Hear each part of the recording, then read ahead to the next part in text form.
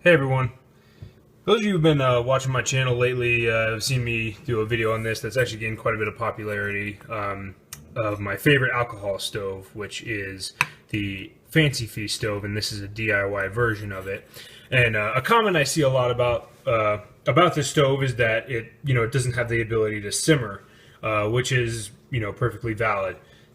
So there's been some head scratching lately. I'm going to link to a couple videos that Hiram Cook did where he was messing around with a simmer ring that you could DIY for this stove.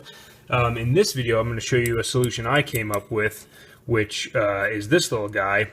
And what this is I took another one of these cat food cans, and you can see I've just trimmed it off, and I've trimmed it so that it's like just maybe a millimeter shorter than the top surface here, and that just fits on there, and it has 8 holes drilled around the edges, and so you slip that on there, and when you put your pot on, the flame only is restricted to come out of these holes as opposed to being able to burn all the way around this surface. So I'm going to get it set up to just do a demonstration and show you guys how it works.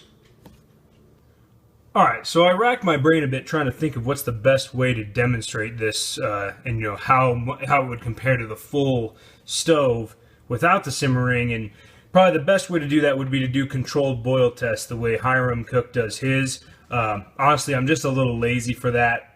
I don't really feel like doing that because I personally don't really see myself using this simmering too much. It's more just doing this to make everybody aware out there who would benefit.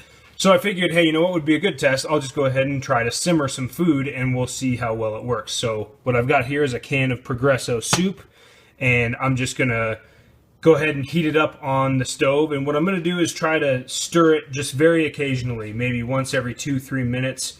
I'm not going to sit there and stir it all the time because that would kind of invalidate the test, because if I had the stove going full bore, I could just as easily sit there and stir and prevent it from scorching. And then what we'll do is once the soup's hot, I'll pour it out into a bowl and we'll look inside the can and see if it started to scorch or anything on the bottom.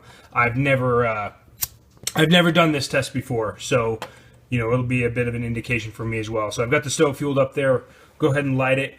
With this simmer ring, I found it does help if you let the stove kind of preheat a little bit. So we'll give it a few seconds of just burning there to get nice and hot, and then you just grab it here, throw it over the top, and kind of have to jimmy it a little bit to get it centered.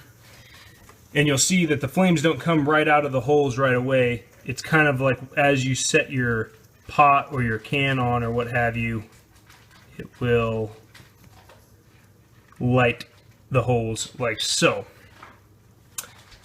So I'm not going to sit here the whole time. I'll just kind of trust. You guys just have to trust me. What I'll do is here, the time, it's 5:08, and I will check the time back in when I think the soup is hot and ready.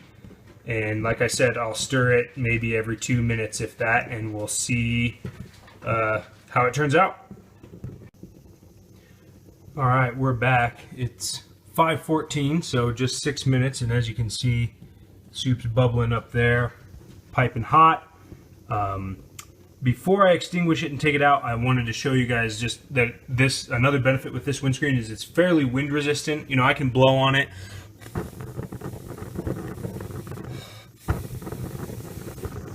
And it won't get put out. You'd still want to use a windscreen, obviously, as with any other alcohol stove. But what I'm going to do here is just go ahead and get that soup pulled off, and I'll get it poured out into a bowl here and get some better light and show you guys what the inside of the can looks like. We'll see if any of the soup scorched to the bottom. Alright, I just got the soup dumped out, and as you guys can see on the inside there, there's no, all of it came out, even in the little rim down there. There's no scorched food on it. I think it may have just barely started to stick at the very corner down there where some of the liquid's still trapped. Those dark spots you see there are like herbs. It's not blackened. So just stirring it. I stirred it 3 times in total over the whole thing. Every 2 minutes I stirred it. So hope that helps you guys out. So there you guys go.